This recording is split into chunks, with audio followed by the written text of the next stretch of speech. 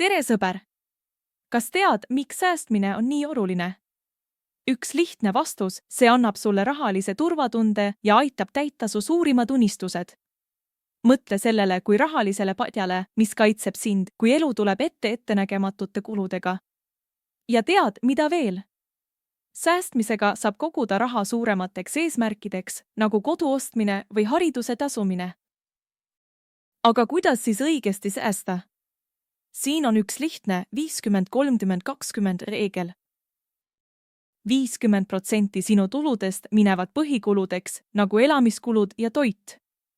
30% saad endale meelelahutuseks, hobideks ja väiksemateks ostudeks.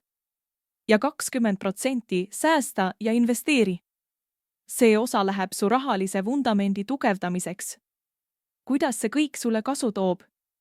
Esiteks aitab see vähendada rahalist stressi, sest sul on turvapadi ootamatuste jaoks. Teiseks, kui raha on kogunenud, saad seda investeerida ja kasvatada. See on nagu rahaline jõud, mis töötab sinu heaks. Aga kuidas seda kõike teha?